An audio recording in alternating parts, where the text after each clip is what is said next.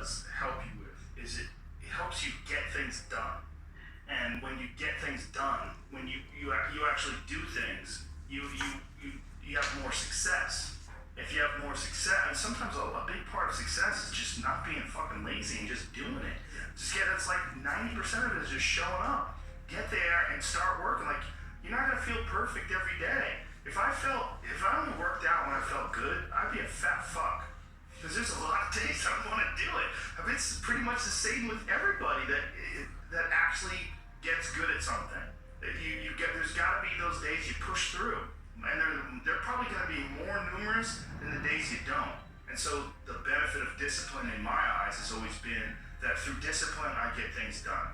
I always say that I'm like the most lazy, disciplined person I know because I don't want to do it. Yeah, but I always do. One of the big problems is sitting down and doing the work.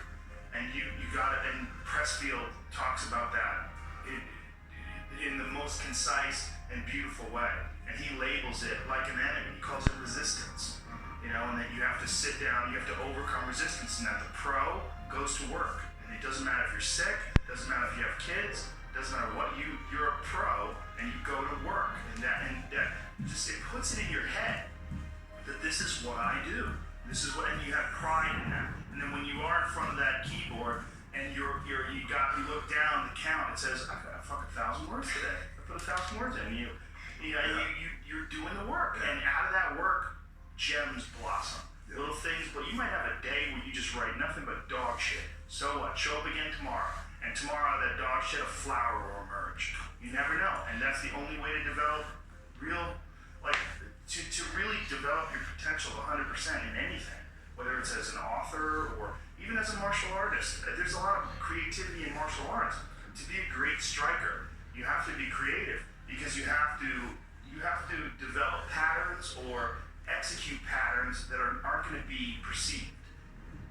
This idea that life is hard is something you're supposed to shield from them. It's so silly. And, I've had this conversation with my friends because everybody that I know that's interesting had a fucked up life. But now we have kids, and the last thing we want is our kids to have a fucked up life. So we put our kids in these good schools, we live in these nice neighborhoods, everybody eats healthy, and there's no fucking domestic violence, and everybody seems, it's so different than all of our lives. And we were talking about it, me and Brian Caliber actually talked about it. Like, look, we all had fucked up childhoods, and everybody we know had fucked up childhoods. And they're all interesting, but I don't want my kids to be boring, but I also want them to be safe. So it's like, how do you approach that? I think you get involved. What I've chosen to do is get my kids involved in martial arts and give them the opportunity to pursue difficult things and understanding that through pursuing these difficult things, like in accomplishing stuff, like you learn something about yourself. You learn that you have this ability inside of you to overcome. Get obsessed with life improvement. Find things that you enjoy doing that are difficult. Do them and get better. It seems so simplistic. It seems like a ridiculous, idealistic point of view, but it's effective. Well, you need some amount of pride and some amount of ego to get good at things in the first place, because it's such a counterintuitive notion, because you have to have a belief in yourself. You have to be able, like when you start out at jiu-jitsu, you're a white belt. Like, I remember being a white belt and being like, oh my God, I'm fucking never gonna get good at this. I'm gonna suck forever. But to look at people who are better than you and know they had to have sucked at one point in time. Okay, there's somewhere along the end of this tunnel, there's gotta be a light. I just gotta keep going. Yeah. And that takes ego, right? Ego, yeah, I was gonna say, ego drives, you to be successful, me to be successful. Ego is what's driving you. The problem is when you let ego go too far. Yeah. And everything takes balance. There's a dichotomy in everything. Every part of you has a dichotomy. You can get so into the physical aspects of things that you end up like doing a bunch of steroids and going crazy and ruining your health. Like that's not good. Right. The other end of the spectrum, you can sit around and play video games and turn into bodybuilding is a great example of that, because when you start lifting weights, you're like, I'd like to be stronger. And you start getting a little bit bigger. You're like, oh, look at that, I got a muscle. Ooh, this is cool. And then you keep going, and then you keep going. But some guys get so fucking crazy, they won't stop until they have 22-inch arms. And they want to have thighs that are so big, they have to walk like they've got a barrel in between their legs. And, And they just can't help it. They just take it to some completely unhealthy place. Yeah, it's rough. Yeah, well, it's just the nature of trying to get good at something. You got to recognize what's good and what is just fucking insane. For some people, especially, they're just experiencing way too much pressure, and that pressure, a lot of times, it's just an imbalance in perspective. And some of it's I was talking to this mom once. Her daughter does gymnastics with my daughter, and we were talking about kids killing themselves where she used to live. She used to live in one of the really wealthy tech areas outside of San Francisco, and a bunch of kids that went to school with her daughter that were like 15, 16, were jumping off bridges and shit. Like it was like an epidemic. And they were trying to figure out what the fuck is going on, and they're literally calling it affluenza. That these affluent kids and their families are literally worth $1 billion. You know, I mean, everybody's super rich, and they're having this insane pressure, like before high school and in high school, to be in Ivy League schools and to get 4.0s and all, and they're not having any fun, and they're not experiencing life, and they don't have any hope, and their parents are all on fucking pills, and they're just killing themselves. For some people out there that aren't feeling good, man, if you just fucking struggle more, get over that struggle, you feel better. It sounds so simplistic, but I swear by it. I felt shitty myself, and then forced myself to work out, and after I get out of there, I'm like, whoa, 100%, fucking 100% guaranteed. It's hard for people to break momentum, too. Momentum that's good momentum, or momentum that's bad momentum. When I get on a good groove or working out all the time, I feel it. Like after I'm done working out, I'm like, yeah, I can't wait to get in there again. I can't wait to work out again. That's the good momentum. But then there's that bad momentum, like you get injured or something like that, you can't do anything for a couple of weeks, and then to try to get that kickstart that motor up again, it's hard to get momentum.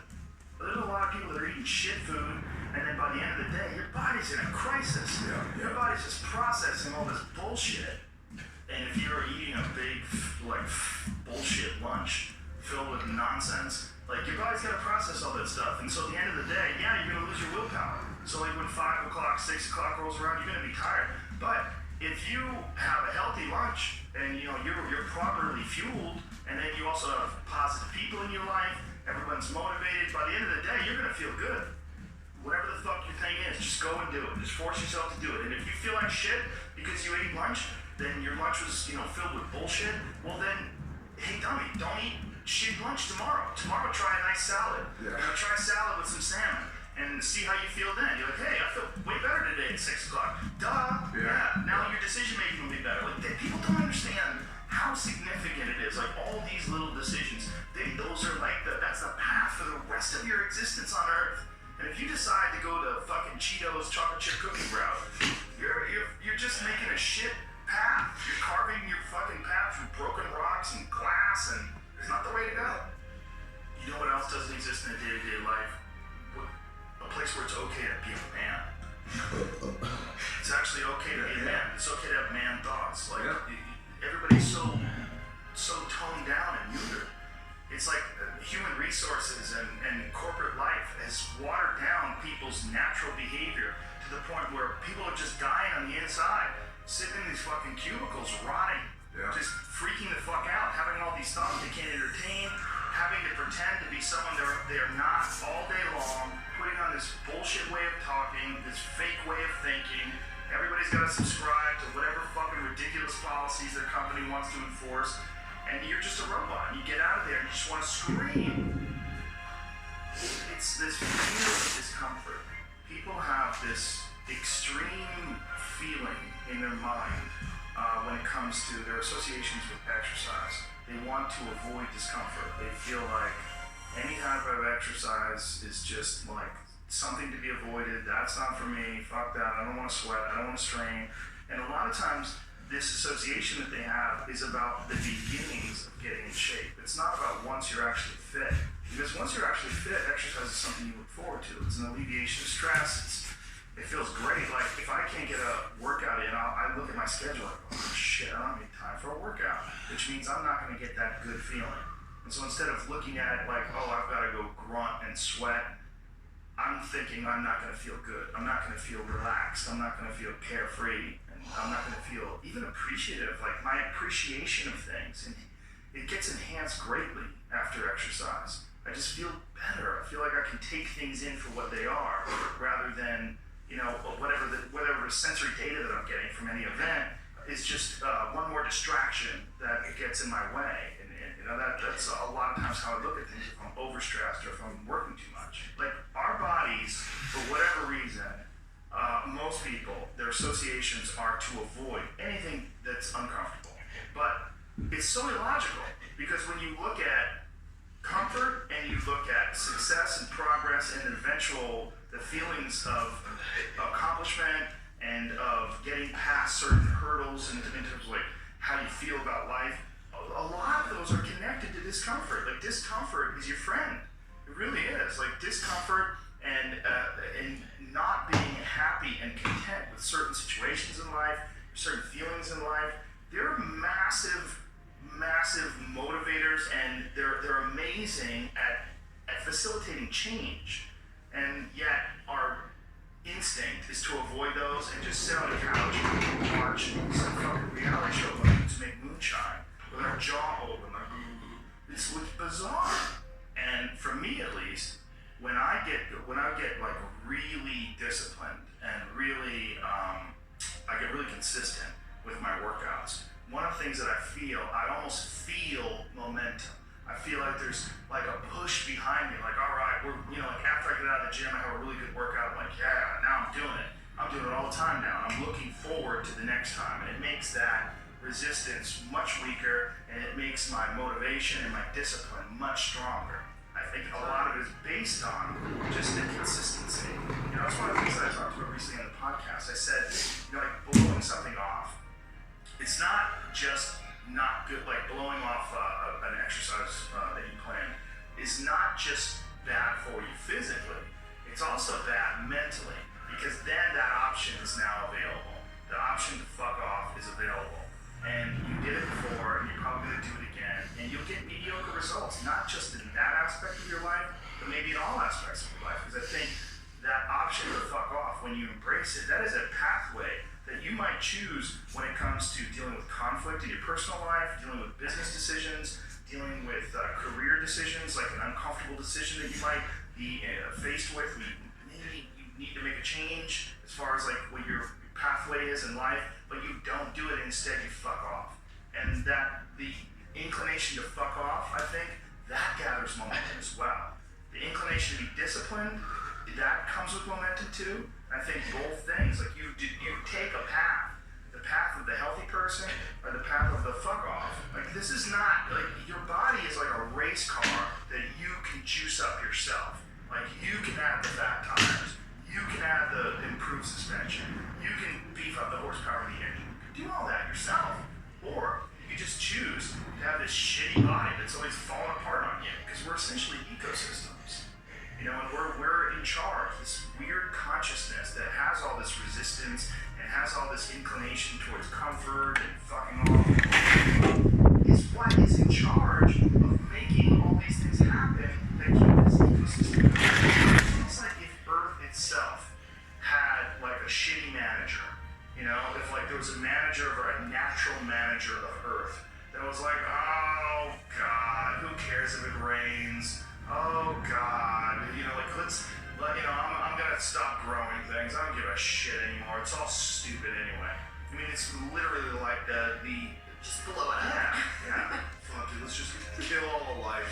One day it's all gonna die eventually. I mean, the sun only lasts 7 billion years. You see, that is the perspective a lot of people take with aging, where it's like, well, if you're gonna die, you're gonna age. You can't stop aging, and it's like, yes, you're right. That's not the point. The point is to age better. Like, that's the point. The point is to increase your health span. You know, and that is, is possible. Like, that can, there's some of these like centenarians and super centenarians I've seen that are like, over 100 years old, and they're like riding bikes and racing, and it's like, they're old. They are very old. They're experiencing a very good quality of life. Yeah. And they're experiencing a quality of life that these other people that don't exercise they physically feel their own body diminishing, and they just feel it's inevitable. It is what it is. You're wasting your time. You're out there running around. But no, we're not, because this experience right now, it's not like, no one's under the illusion you're going to live forever. but you are enhancing the experience that you're currently involved in right now. And you are alive. You are alive. You do experience this life. But do you experience this life optimally? Is it as enjoyable as it can be? And we all know that there's a spectrum for that enjoyability. Like we've all had times in our life where it's not been so great. And then times in our life where everything came together, like, what a fucking great day. Woo! Like, you make more of those. Like, you can make more of those. And then the whole thing's better. And I think when that whole thing is better, it affects everybody you touch, everybody that's around you, everybody you come in contact with, and that in turn, I mean, it sounds so grandiose, but in turn can affect the entire race of human beings. I've always wondered if the depression that people see in mass today, there's so much depression that people, I mean, it's a common trait. Like it's a common condition. Oh, he suffers from depression. Oh, she suffers from depression. Like, oh, he's got herpes. You know what I mean? It's like it's a common thing.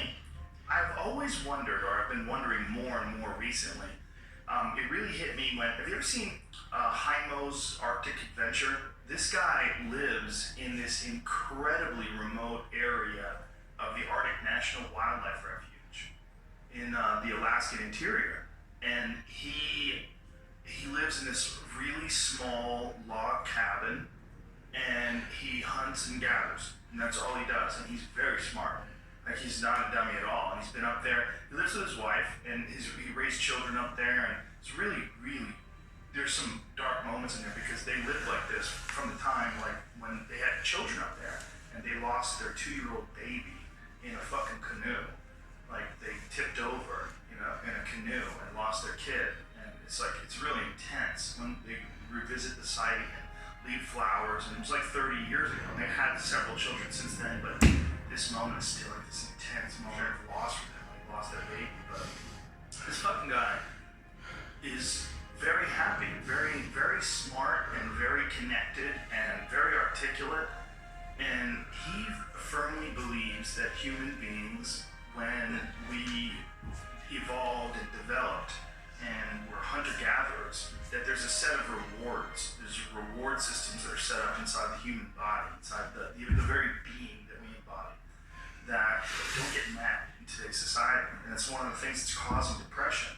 One of the things that's causing this funk that people are in is that we're living our lives, many of us at least, in these very unfulfilling ways, where you're going to this office with artificial light and you're doing something you don't want to do all day long, and then you get home and you're tired. And on top of that, you're eating shit.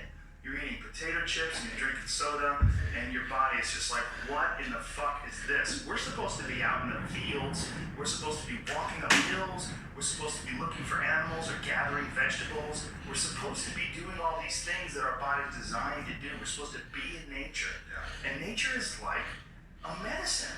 Like, it literally is a medicine to you. Like, people that go, you don't have to go hunting, you don't have to go fishing, just go fucking hike, man. Just go hike up to the top of a mountain and look out. There's a reward that you get from that is intensely, like, soul-filling. There's, like, something about, like, when I was in Colorado, and there was this area of Boulder where you drive up one of these roads, and there was this area where you could park, and it was this incredible view, man. And then people just park and just go out there and just look. But you get there and you park and you go, fuck. Because you're literally seeing the continental divide. These snow-capped mountains in July. In July, it's covered with snow. Because those mountains are going to perspective. Oh. Just this whole new perspective on it. And I think the ease of suffering is always in presence. When you're in presence, truly locked in presence, there is no suffering, there can be pain. No suffering. Suffering is something created by our own minds. And I think nature is one of the great ways to do this, because humans, we take cues from our environment. And nature, as I was saying earlier, is always in the present.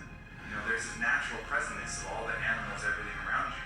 But if you get around a bunch of people watching housewives and stressed about this and popping pills, you're going to take on that energy too. And you're going to lose your presence because of your surroundings. So it's like this ultimate regrounding tool where we get back to the present moment. And that's such a fucking key element to human happiness. And I think the other key element is having something we're fighting for. Having a mission. I think we're all fortunate needs to have an effect, needs to have a reason that it's moving in a certain direction. And I think with all of our needs and all of our needs met, you know, where we don't have to hunt for food, we don't have to acquire everything, everything's relatively easy, and it's all about advancement. Because we've lost a lot of the basic mission, which was the mission to survive and procreate. You know, so, and we haven't replaced it with any other universal mission, which is, I think, one of the big allures of these things like wars, these things like creating an enemy. Well, at least then you have a mission. When you have a mission, human beings are happy.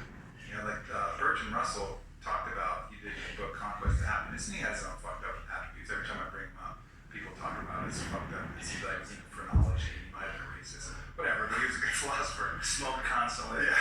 But anyways, he talked about the happiest person he knew. The happiest person he could find was a groundskeeper on a manor who every day woke up and was at war with the rabbits of the government. He just declared the rabbits were the fucking enemy, and he would go out with his gun and he would hunt as many as possible, and he'd go morning till night, and he would kill as many rabbits as he could, because the rabbits were the ones eating the hedges and the flowers and whatever. So he basically made the rabbits his enemy and struck out every single day to kill as many rabbits as possible. And that dude, according to Bertrand Russell, was happy as fuck. He had a task. He had a task. He had a purpose. You know, he had a mission. My mission is to destroy the rabbits. I used to have a dog like that. Yeah.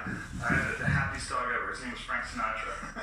He was a pit bull that all he lived for was killing lizards. And my house, my old house, not the house I'm in now, but my old house, had this it's like on a hill, and there's this one wall where these lizards would run off the wall. And so Frank, I would literally let him out in the morning, and he'd fucking bolt out that door. It's like, time to go to war. And he would run and go look for these lizards. And he would stand there like Eddie Bravo would just watch it and marvel. He'd be like, fuck man, this dog does this every day. This dog does this every day. I go, this is what he loves to do. And he would go there and he would have his paws on the wall. And he would go crazy. He would jump up and try to grab a lizard, and occasionally he would get one. And he'd be like, fuck yeah. And he would get one, and he would go looking for another one. He would go, I mean, it was a pretty big yard. So he would go wandering around the yard looking for anything else that fucked up, anything else that was slipping. It was constant. Unfortunately, twice I had to take him to the hospital because he got bit by rattlesnakes. Because rattlesnakes were slipping too, apparently. He killed the rattlesnakes, but the rattlesnakes fucked him up. Yeah. He had like a water balloon growing out the side of his head. Both of my dogs, by the way, that's a real problem if you don't have the money to pay for the serum. It's super expensive. It was several $1,000s to treat them for this rattlesnake venom, anti-venom shit. It's like, I was like, man, what if I was poor? What if that's a whole fucked up system. Like they inject horses with the venom, and then they like get the antibodies from the horses. It's like this archaic system. I think my friend Donald Schultz is working on. He's a big snake handler guy. He's working on ways to innovate around that, because it's kind of like a real backwards system that they have. How you get anti-venom? Well, a horse will survive, so let's just fucking sort of put the venom in there, and we'll get antibodies from the horse, and then it's a weird thing how they do it. Yeah, well, that's a real problem with people that are vegans. If you're a vegan and you don't use any animal products and you get bit by a rattlesnake, you got two choices. Compromising morals, or that's a wrap. Yeah. You know? But this dog was so goddamn happy. He had missions. Yeah. You know, he would go out of that yard and he wasn't bored. He was like, please take me for a walk. Come on, man. He was like, see you, dude. And that dog was gone. He just had his little mission. And I think you can see that in the people who are the most unhappy. They seem aimless. Yeah. They're like, what am I here for? Why am I doing this? Nothing makes sense, you know. And I've even felt it in my own life when, you know, I know what my mission here is. First, my mission is to expand human consciousness, to help people be happy. Like, that's really what I find my greatest purpose in. But every once in a while, I'll get this kind of like fuck people attitude. Maybe someone said some fucked up shit. I'm like, man, people fucking suck. And then at that moment, that's when I'm actually depressed. You know, because I've lost my mission. Instead of having a mission like, yes, my mission is human consciousness, all of a sudden it's like, fuck people, fuck that mission. They'll figure it out. And then I'm depressed because I've lost my purpose. It's very hard to rise above, like literally, when something like that happens and realize, like, oh, you're encountering one diseased individual. You've got to look at the mass of humanity. Like, when you encounter one diseased individual, it's so, like, this guy who shot up that nightclub in Orlando, you're looking at one diseased individual. And if you say, man, people fucking suck, look at what they did. Well, look at how many people that are responding with rainbows on their Twitter pages and love and all the best wishes to those folks that got killed and all that. I mean, I was looking at this guy's page who's an animal lover who's organizing people to go to the homes of the victims and see if they have pets to trap. You know, there's beautiful people out there. Yeah. There's more beautiful people. This is without a doubt not just the safest, the easiest. This is the happiest time in terms of like being able to like reach out and send love to people and have people send love to you. But just occasionally you run into cunts. And the cunts itself, man. But the beauty is out there too. It's just not as dramatic. It doesn't impose upon us as forcefully. But we just look. It's around all the time. We run into good people all the time. But you just make eye contact with that good person or that kid who's just looking at you and just greeting with that little smile. And you're like, oh yeah, that's good of humanity. The fact that, you know, we really are love, you know, being expressed, you know, outwardly all the time. And it's just these other delusions that get in the way of it. Well, we're oddly attracted to negativity too. It's almost like we look at negativity online or that you run into as like a possibility of war. Like you have to look out, this fucking drum's beating. God damn, there's an army on the background. They're coming. But, you know, it's like this real impulse to sort of batten down the hatches. And really, it's just some fucking 36-year-old loser sitting in his parents' basement, you know, farting and smelling his own farts and angry online. I mean, that's really what a lot of you're dealing with. You're dealing with like really sick people, like people that have just for whatever reason. They've not found their path. They've not found any happiness. They've not found any fulfillment. They haven't found any growth. They're just stifled or rotten in some sort of a weird way. It just hasn't really worked for them. Yeah. And so they're lashing out. They're lashing out at the world. And you run into one of those, and you're like, people suck. Yeah, and that's the initial response, and then the more conscious response is to look at and have compassion for that person. Yeah, you know, that's hard to do, right? That is hard to do, and our system isn't based upon that. Even if you look at the U.S. penal system, it's very much about punishment. Whereas if you watch that documentary that Michael Moore did, Bodyweight Squats, where they go to Norway, they have a whole different idea of what the penal system is for. It's about restoring human dignity and cultivating, you know, a change, really making change in the person. It's not about punishment. It's about actually changing that individual so he doesn't do it again. And then you look at the recidivism rates between our prisons and Norway's prisons, and they're just dramatically different. That impulse to punish immediately, you know, is not the healthiest impulse. That's just going to create more issues down the road. You're not rehabilitating anybody. You're just taking even more broken people and putting them out in the world and hoping they're not going to do the broken thing. Well, it's not going to fucking work. You know, the right impulse is always that compassion, looking to see as if that was you, how all of these fucked up elements of the world had choices. I'm not overriding the fact that they had choices in all this. They're not free of guilt. But look at that, like, this is the person who just made some bad choices and had some tough shit to deal with and couldn't overcome it. The resistance in the video game was higher than his skill set. He wasn't able to choose to work and choose to the positive elements that would allow him to overcome it. You know? Yeah, it's also Norway's dealing with far fewer people. That's true. You know, that's a good thing for them. And it's also they don't have that conqueror's mentality that we have. So we're so wrapped up in success and also in punishment. I mean, that is a big aspect of our culture, like punishment. And I mean, like when anybody does anything wrong online, the amount of people that feel like it's their job to shame that person and embarrass that person and insult that person, it's pretty crazy to watch when something goes down. It's all so counterproductive. You know, and I see that in people shaming people for appropriation, right? So let's say, for example, someone wears a headdress at a fucking festival, right? They're probably they're not doing it to mock the Native Americans, most likely. It's probably like a mild appreciation and interest. I think this looks cool. I'm in a place and, you know, and then all of a sudden they get all this intense hate and shame and putting all of this stuff, all of these intentions on them that weren't true. Again, going back to my point about morality, it's not about the act, it's about the intentions of the act. But right now we make it all about the act. Oh, you wore this headdress, that means you're insulting thousands of years of Native Americans, you're oppressing, you're appropriating. Like, no, I fucking wasn't. I was wearing a fucking headdress. But then all of a sudden that imprint will create trauma, and that trauma will have a poisonous impact that will make them feel weird and make them want to do that to other people. So it's like you're injecting someone with a like a hate virus, you know, that they're going to then pass on to other people rather than doing the opposite, you know, spreading the love herpes, where it's this contagious positivity that goes the other way. And we have those choices with how to deal with people, but more often than not, we come with this thing to punish and create more trauma, which triggers their own self-judge and their own self-hate, lowers their own self-love, and then they're going to pass that off to kids, family members, people around them. You know, there's just two sets of dominoes that we can choose to take either path.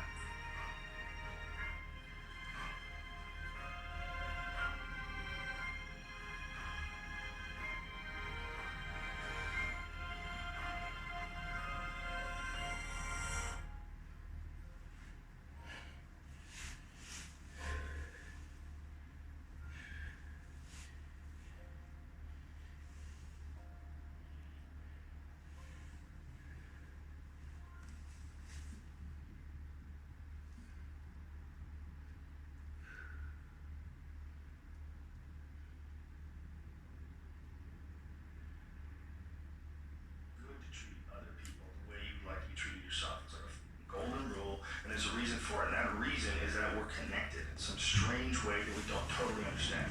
And unless you are good to other people around you, unless you're kind and friendly and warm and loving, you're not going to enjoy this life. You're just not. You're going to be problems everywhere you go. You're going to have problems everywhere you go. You got to figure out a way to enjoy this life. It's not because of Jesus. It's not because of Moses. It's not because of anybody that may or may not have ever existed. It's because that's how you fit in better in the world. That's how you stay positive. And it doesn't have to be some that was written 5,000 years ago in animal skins. That doesn't have to be the golden rule because it's old. You know, that's dumb. We need to figure out, like, now, today, what is, you know, the best way to live your life? What is the, you know, there's got to be ways you can be putting forward the most positive energy. I mean, we know objectively what's causing pollution. We know objectively what's causing birth defects, and, you know, and we're taking in too much chemicals and not enough vitamins. We know objectively all this stuff. We know how to organize our world, and yeah, we don't do it. We know how to organize our health, and yeah, very few people do it. We know all these things. The right path to, like, being like a happy, healthy person is to do all the shit that we already know you're supposed to do. Take care of your body, take care of your health, take care of your mind, your stress, meditate, be kind to people. We all know that. When you ask anybody, they know how to get by and to be the most evolved version of you that you can be. I mean, it's not like a magical checklist. If you talk to people about it, you say, okay, here you got a person, you want to improve them. What are the things you're going to do to them? Okay, well, if I was a life coach, the first thing I would say is this guy's got to get on a diet that makes him healthy. I don't mean a diet just to lose weight. I mean just healthy food in your body. Many vegetables, a lot of good quality protein, a lot of water. Stop the sodas, stop the bullshit. Start working out your body and get a better sense of, like, how this machine feels when it's moving, it's flowing better, there's less tension in it, your mind feels like relaxed, and you enjoy every single moment of the day better. Step one, everybody knows that step, right? What's step two? Be cool to people. Be nice to as many people as you can. Smile at as many people as you can. Have them smile back at you. Tip well when you go to restaurants. Just do the most you can. Be as nice as you can, you know, and just still manage to not have people walk all over you. Just get through this life as nice as you can. What else? Do what you want to do with your life, right? Don't be doing something you don't enjoy. Don't do something don't get locked into, you know, a car that you can't afford and doing something crazy because you need the money. Don't do that. Do what you want to do. Do what the is it that you really want to do? Because if someone else is doing it, you can do it, you know? I mean, everybody makes their own path through this world, but a lot of people don't follow the path that they really feel pulled to. You know, because for whatever reason, they got negative programming. You know, when they were kids, someone told them they couldn't do it, or told them to take the shortcut, or take the short route. That's a sad thing, man. When you talk to dudes, especially like talented dudes, and they don't follow up with what they want to do, you know? A bunch of people that will say, yeah, well, I have a family, so, you know, it's a great idea for you to just go out there and go crazy, have people to support. You need to listen. Stop saying that. Stop saying any of those things. Every single person who has ever done anything worthwhile or exceptional or difficult or extraordinary, anyone, whether it's great artists or authors or mathematicians or whatever it is, every everyone encounters difficulties. There is no easy road. It does not exist. It is impossible. Everyone has issues.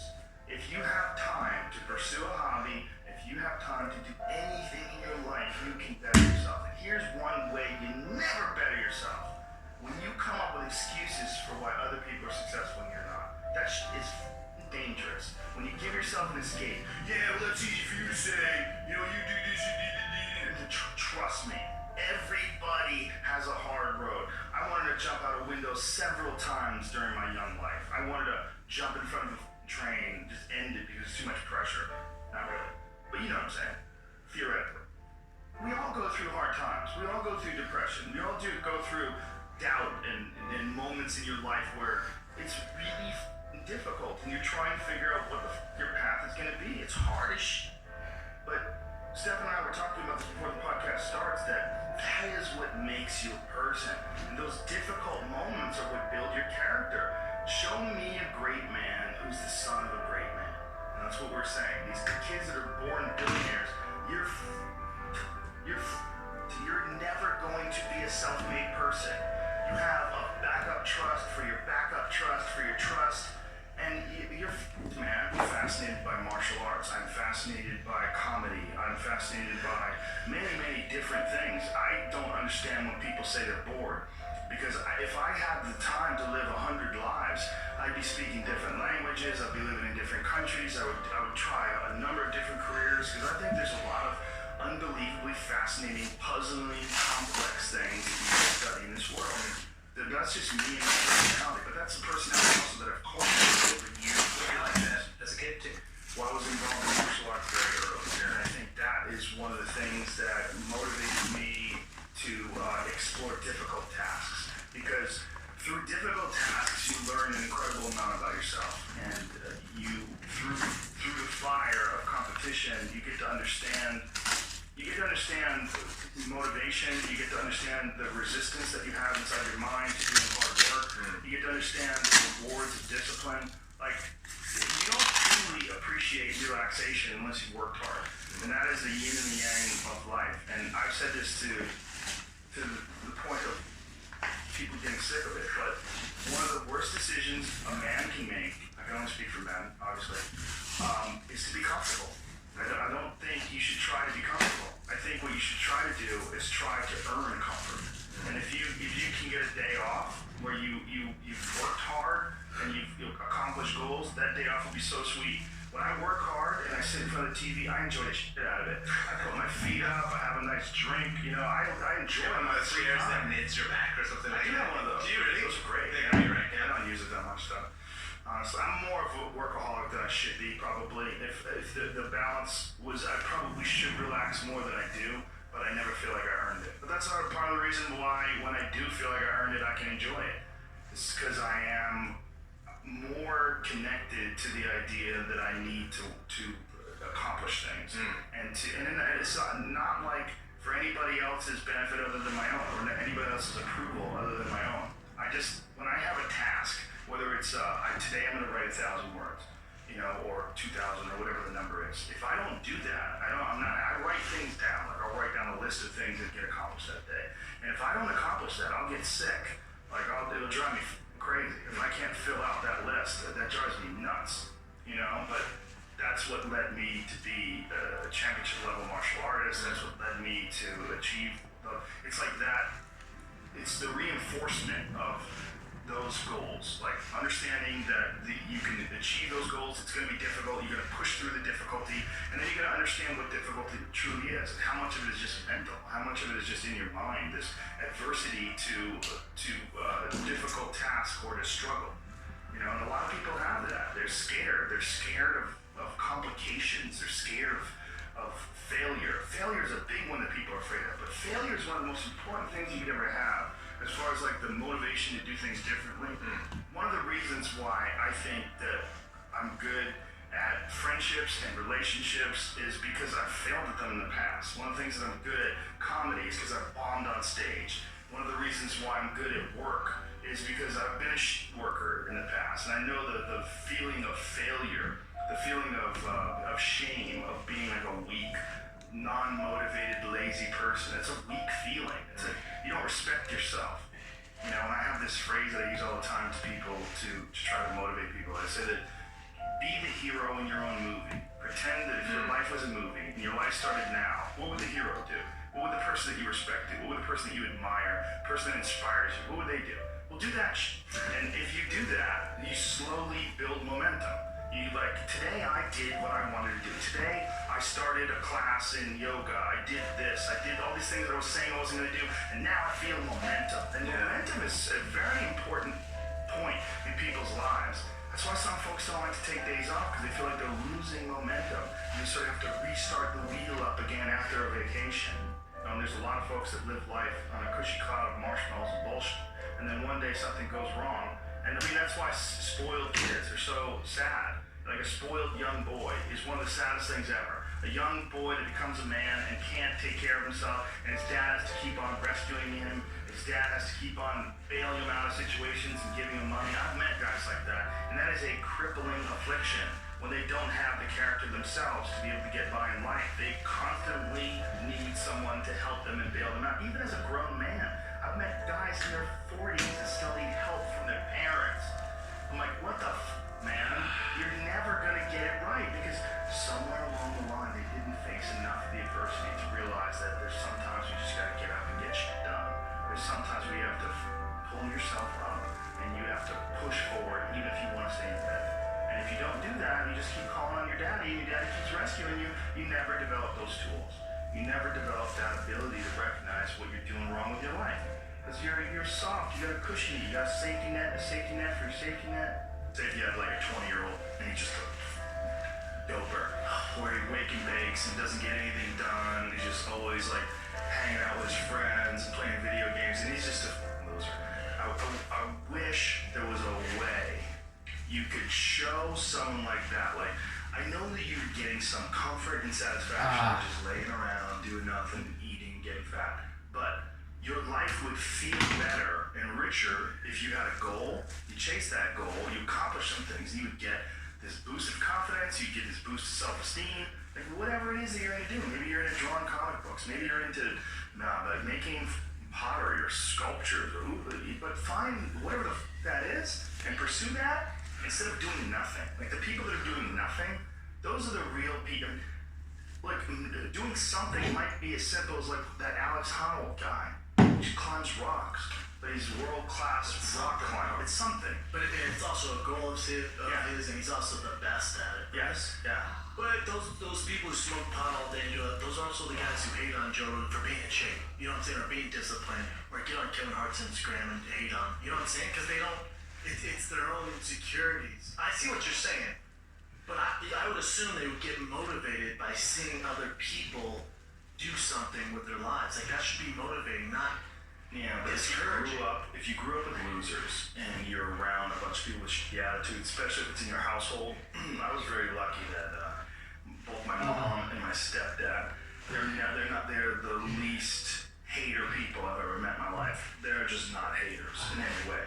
Like if someone's doing well, they're always like, wow, look at this guy, or like, wow, look at her, or wow, look at him. There was never any hate in my house in terms of other people's success. But if you grew up with a dad, and your dad's like, yeah, all these rich assholes, he thinks he's a badass, and there's people that look at other people's success instead of saying, wow, look, I did a lot of work. Like the way, I'm a successful person, but the way I look at Kevin Hart, he exhausts me, or The Rock, those guys exhaust me. I'm like, Jesus Christ, like, I feel lazy next to those guys. Like, they do so much. Like, those guys are so overbearingly ambitious, But some people, they see that and they compare themselves and they don't like it, so they can start getting really shit. And it's like a natural feeling to try to chip away at that person.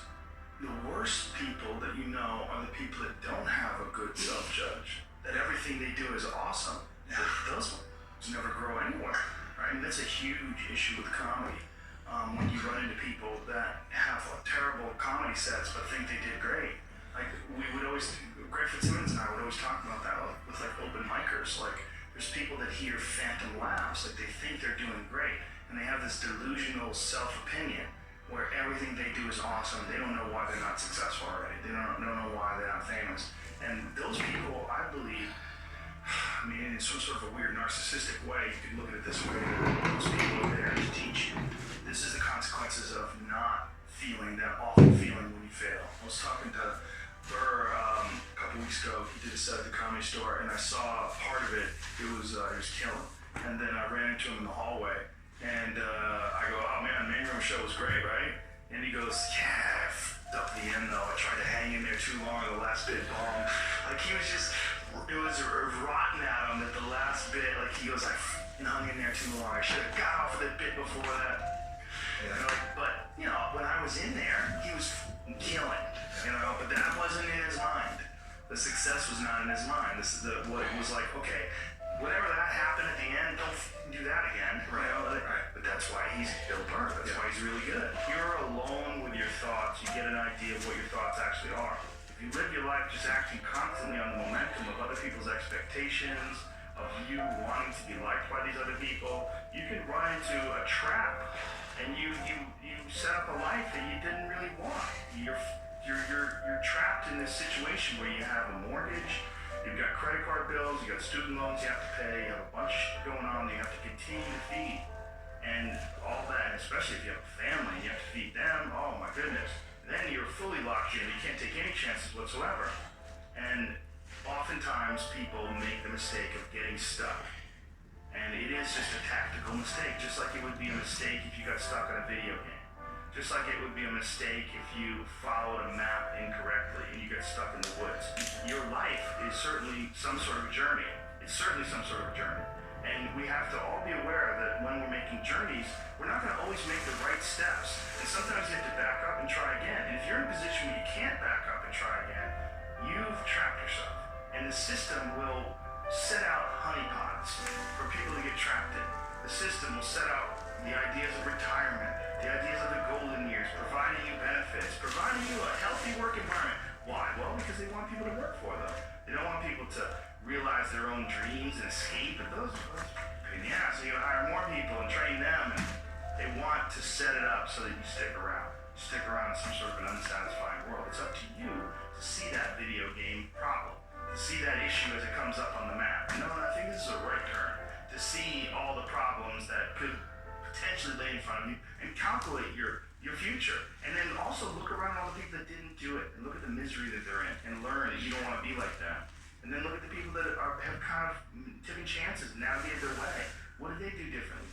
What objectivity do they have that maybe you lack? What insight into their own mistakes are they willing to delve into that you're not, that you step back and go, you know, I just don't want to look at myself that closely. But the person who's able to look at themselves the closest is going to get the more rational results. One of the things that's causing this funk that people are in is that we're living our lives, many of us at least, in these very unfulfilling ways, where you're going to this office with artificial light and you're doing something you don't want to do all day long, and then you get home and you're tired. And on top of that, you're eating you're eating potato chips and you're drinking soda, and your body is just like, what in the is this? We're supposed to be out in the fields. We're supposed to be walking up hills. We're supposed to be looking for animals or gathering vegetables. We're supposed to be doing all these things that our body's designed to do. We're supposed to be in nature. Yeah. And nature is like a medicine. Like it literally is a medicine to you. Like people that go, you don't have to go hunting, you don't have to go fishing, just go hike, man. Just go hike up to the top of a mountain and look out. You know, there's a reward that you get from that is intensely, like, soul-filling. There's, like, something about, like, when I was in Colorado, and there was this area of Boulder where you drive up one of these roads, and there was this area where you could park, and it was this incredible view, man. And these people just park and just go out there and just look. But you get there and you park and you go, because you would see, you literally see the continental divide. These snow-capped mountains in July. Yeah. In July, it's covered with snow. For whatever reason, most people, their associations are to avoid anything that's uncomfortable. But it's so illogical, because when you look at comfort and you look at success and progress and the feelings of accomplishment and of getting past certain hurdles in terms of like how you feel about life, a lot of those are connected to discomfort. Like discomfort is your friend. It really is. Like discomfort and not being happy and content with certain situations in life or certain feelings in life. They're massive motivators, and they're amazing at facilitating change. And yet our instinct is to avoid those and just sit on a couch and watch some reality show about dudes who make moonshine with our jaw open like, ooh, it's bizarre.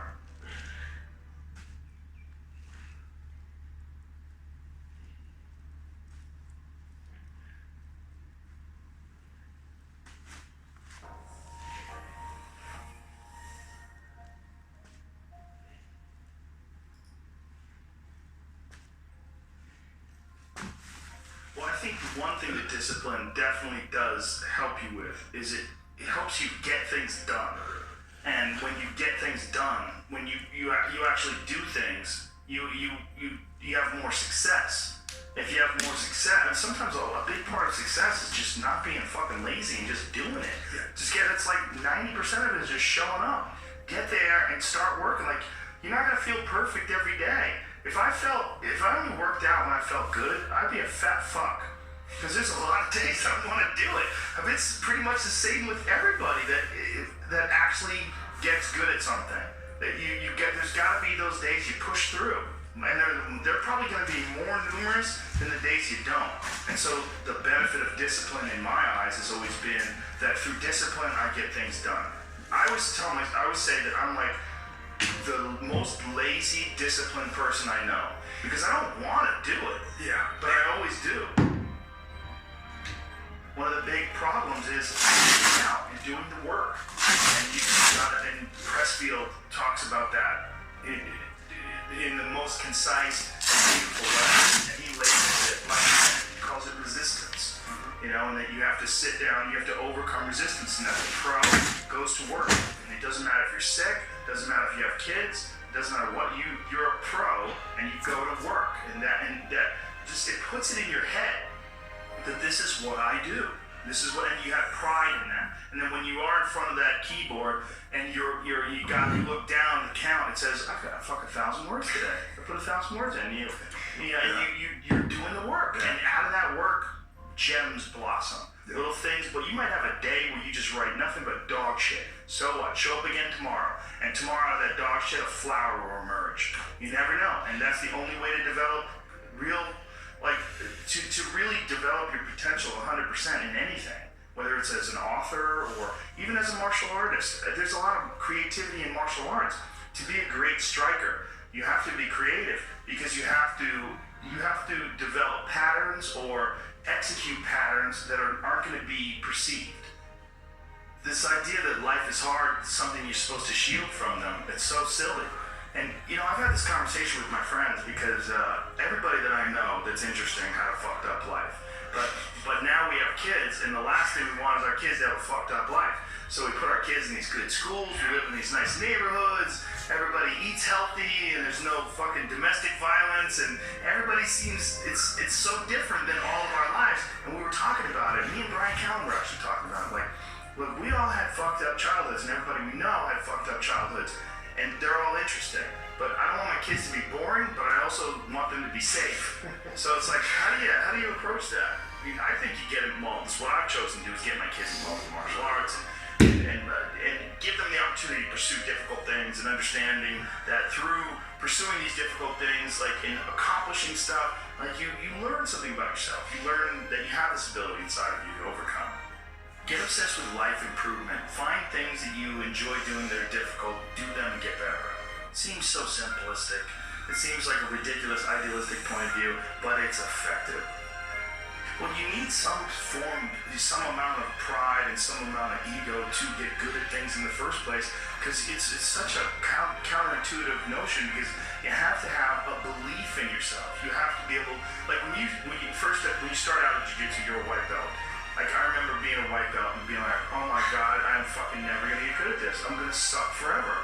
But to look at people who are better than you and know they had to have sucked at one point in time. Okay, there's gotta be, somewhere along the end of this tunnel, there's gotta be a light. I just gotta keep going. Yeah. And that takes ego, right? Yeah, I was gonna say, I mean, ego drives, you to be successful, me to be successful. Ego is what's driving you. The problem is when you let ego go too far. Yeah. And everything takes balance. There's a dichotomy in everything. Every part of you has a dichotomy. You can get so into the physical aspects of things that you end up like doing a bunch of steroids and going crazy and ruining your health. Like that's not good. Right. The other end of the spectrum, you can sit around and play video games and turn into bodybuilding is a great example of that, because when you start lifting weights, you're like, God, I'd like to be stronger. And you start getting a little bit bigger. You're like, oh, look at that, I got a muscle. Ooh, this is cool. And then you keep going, and then you keep going. But some guys get so fucking crazy, they won't stop until they have 22-inch arms, and they want to have thighs that are so big, they have to walk like they've got a barrel in between their legs. And, and they just can't help it. They just take it to some completely unhealthy place. Yeah, it's rough. Yeah, well, it's just the nature of trying to get good at something. You got to recognize what's good and what is just fucking insane. For some people, especially, they're just experiencing way too much pressure, and that pressure, a lot of times, it's just an imbalance in perspective. And some of it's I was talking to this mom once. Her daughter does gymnastics with my daughter, and we were talking about kids killing themselves where she used to live. She used to live in one of the really wealthy tech areas outside of San Francisco, and a bunch of kids that went to school with her daughter that were like 15, 16 were jumping off bridges and shit. Like it was like an epidemic.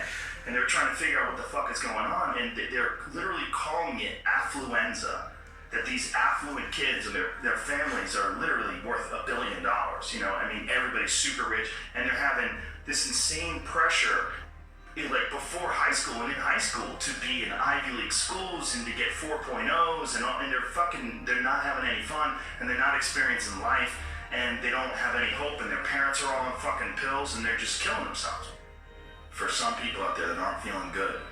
Man, if you just fucking struggled more, you get over that struggle, you feel better. It sounds so simplistic, but I swear by it. I felt shitty myself, and then forced myself to work out, and after I get out of there, I'm like, whoa, 100%. Fucking 100% guaranteed. It's hard for people to break momentum too. And momentum that's good momentum, or momentum that's bad momentum. When I get on a good groove of working out all the time, I feel it. Like after I'm done working out, I'm like, yeah, I can't wait to get in there again. I can't wait to work out again. That's the good momentum. But then there's that bad momentum, like you get injured or something like that, you can't do anything for a couple of weeks, and then to try to get that kickstart that motor up again, it's hard to get momentum. But there's a lot of people that are eating shit food, and then by the end of the day, your body's in a crisis. Your body's just processing all this bullshit. And if you're eating a big, bullshit lunch filled with nonsense, your body's got to process all that stuff. And so at the end of the day, you're going to lose your willpower. So when 5 o'clock, 6 o'clock rolls around, you're going to be tired. But if you have a healthy lunch and you're properly fueled, and then you also have positive people in your life, everyone's motivated, by the end of the day, you're going to feel good. Whatever the fuck your thing is, just go and do it. Just force yourself to do it. And if you feel like shit because you ate lunch, then your lunch was, filled with bullshit, well then, hey dummy, don't eat shitty lunch tomorrow. Tomorrow try a nice salad. Try a salad with some salmon and see how you feel then. You're like, hey, I feel way better today at 6 o'clock. Duh. Now your decision making will be better. People don't understand how significant it is. All these little decisions, those are that's the path for the rest of your existence on Earth. And if you decide to go to fucking Cheetos chocolate chip cookie route, you're just making a shit path. You're carving your fucking path through broken rocks and glass, and it's not the way to go. You know what else doesn't exist in a day-to-day life? A place where it's okay to be a man. It's actually okay to be a man. It's okay to have man thoughts. Everybody's so toned down and neutered. It's like human resources and corporate life has watered down people's natural behavior to the point where people are just dying on the inside. Sitting in these fucking cubicles, rotting, just freaking the fuck out, having all these thoughts they can't entertain, having to pretend to be someone they're not all day long, putting on this bullshit way of talking, this fake way of thinking. Everybody's got to subscribe to whatever fucking ridiculous policies their company wants to enforce, and you're just a robot. You get out of there and you just want to scream. it's this fear of discomfort. People have this extreme feeling in their mind when it comes to their associations with exercise. They want to avoid discomfort. They feel like any type of exercise is just like something to be avoided. That's not for me. Fuck that. I don't want to sweat. I don't want to strain. And a lot of times, this association that they have is about the beginnings of getting in shape. It's not about once you're actually fit. Because once you're actually fit, exercise is something you look forward to. It's an alleviation of stress. It feels great. Like, if I can't get a workout in, I look at my schedule and go, oh shit, I don't need time for a workout. Which means I'm not going to get that good feeling. And so instead of looking at it like, oh, I've got to go grunt and sweat, I'm thinking I'm not going to feel good. I'm not going to feel relaxed. I'm not going to feel carefree. And I'm not going to feel even appreciative. Like, my appreciation of things, and it gets enhanced greatly after exercise. I just feel better. I feel like I can take things in for what they are, rather than, you know, whatever sensory data that I'm getting from any event is just one more distraction that gets in my way. And you know, that's a lot of times how I look at things if I'm overstressed or if I'm working too much. Like, our bodies, for whatever reason, most people, their associations are to avoid anything that's uncomfortable.